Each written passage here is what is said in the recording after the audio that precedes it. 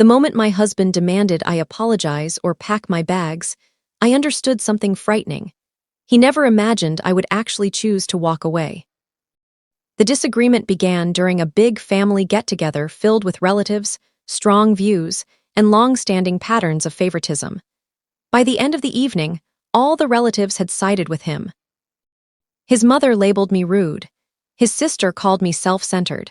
Then my husband gestured toward the exit and declared, "Apologize immediately or leave." I glanced at our 3-year-old son resting in the guest room. Then I turned back to my husband and silently resolved that within a week, neither of us would remain in that house. My name is Hannah, and I was 34 years old when my husband issued an ultimatum he never thought I would take. We had been married for 6 years. We had a 3-year-old son named Oliver. And for most of that marriage, I invested more energy maintaining harmony with my husband's relatives than actually living my own life. Mark wasn't a terrible person, at least not in the typical sense. He worked diligently, cared for our son, and contributed to the household expenses. But whenever his family became involved, a shift occurred. He stopped acting like my partner and turned into their son, their sibling, their protector. No matter the situation, his mother had judgments on everything. How I prepared meals, how I chose my clothes, how I raised our child, even how I talked to Oliver. At the beginning, I tried to show compassion. Then I practiced tolerance. Then I spent years acting as if the remarks didn't affect me. Because every time I raised the issue, Mark repeated the same response. That's simply their nature. The family event that altered everything took place on a Saturday afternoon. His parents were organizing a large barbecue. Many relatives crowded the backyard, children playing everywhere, music in the background, everyone appearing cheerful, at least outwardly. Oliver was seated next to me enjoying some fruit when my mother-in-law approached. She examined his plate and scowled. "You're still restricting sweets?" I nodded courteously. His pediatrician had suggested it. She promptly rolled her eyes. That's absurd. Several family members glanced over. I sensed the usual strain rising. I'm adhering to his doctor's recommendation. I responded evenly. Before she could reply, Mark's sister Rachel entered the discussion. "Oh, please." Hannah reads a single parenting post and suddenly considers herself an authority. Several people chuckled. My face flushed. I managed a smile. Usually I would have ignored it, but something within me felt worn out, drained, maybe because it wasn't the initial remark. Or the 100th, maybe because I noticed Oliver was paying attention.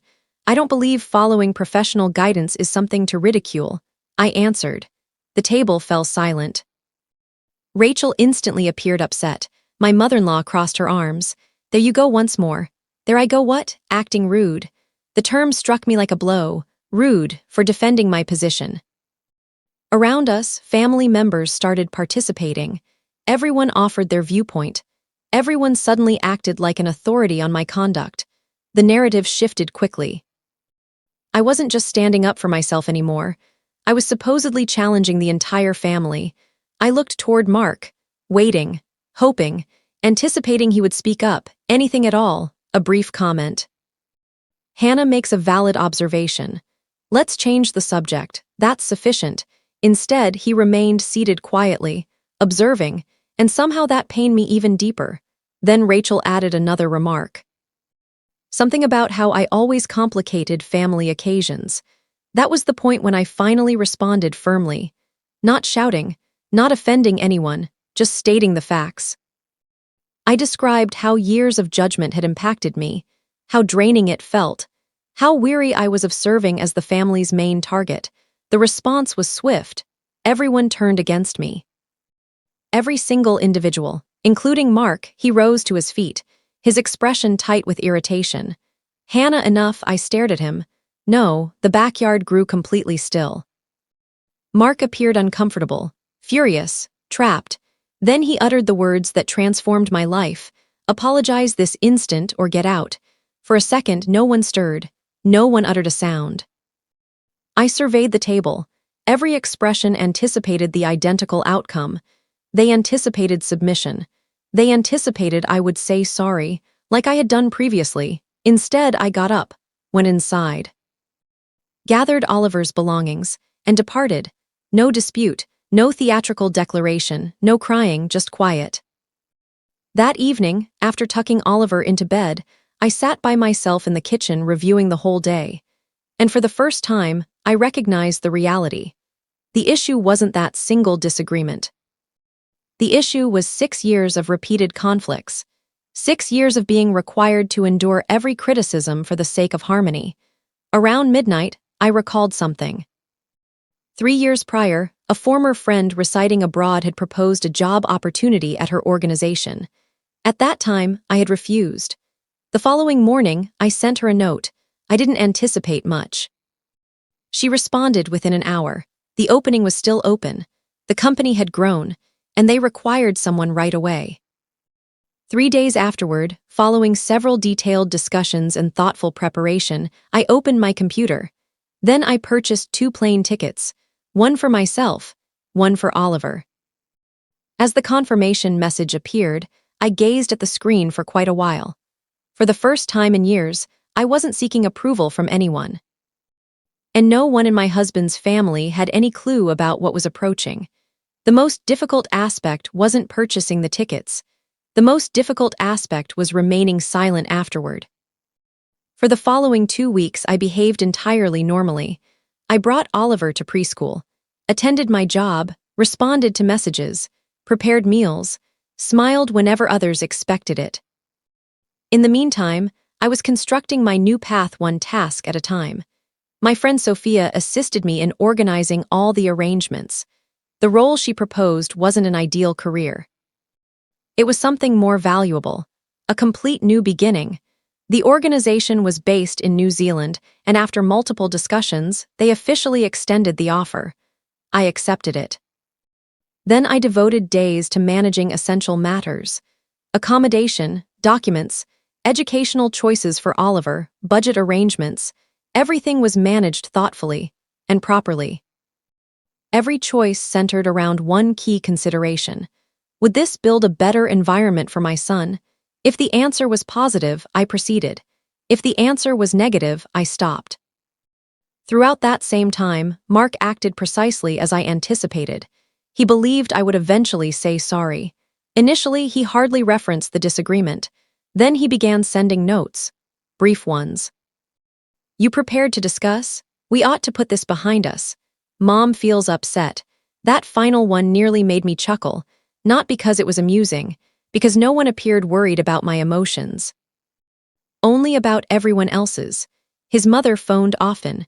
Rachel forwarded messages regarding family togetherness. Several relatives contacted me. All of them desired harmony. None of them sought responsibility.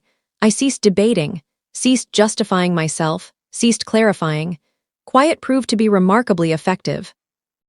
People cannot distort your statements when you stop providing them statements to distort. 3 weeks later, everything was prepared. The residence, the employment, the education, the support system. The tickets, the new chapter. The evening before our flight, Mark returned home with food from my preferred eatery. An familiar gesture of reconciliation, one that typically succeeded. We sat at the dining table while Oliver rested upstairs. "I think we've prolonged this enough," he remarked. I regarded him calmly. "I agree." He smiled a little, relieved, convinced he had succeeded. "I knew you would see reason." For an instant, I nearly pitied him.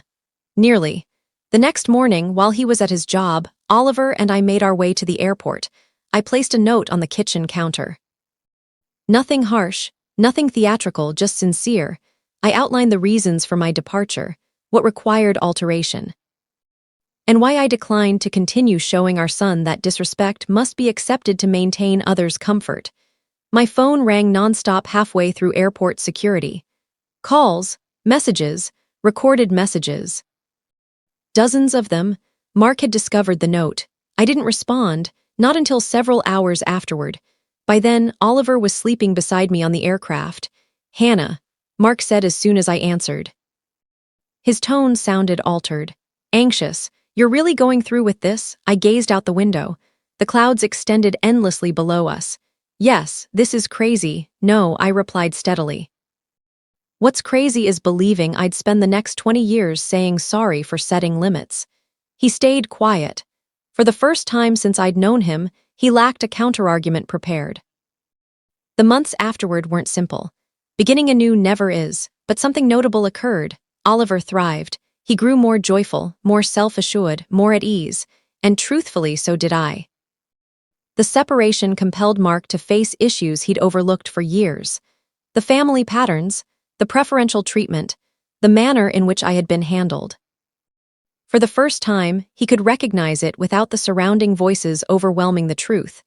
In time, he offered a genuine apology, a sincere one, not just for that single disagreement. For years of selecting ease over strength, his mother and sister offered apologies as well, though much later, and only after understanding they no longer directed the circumstances.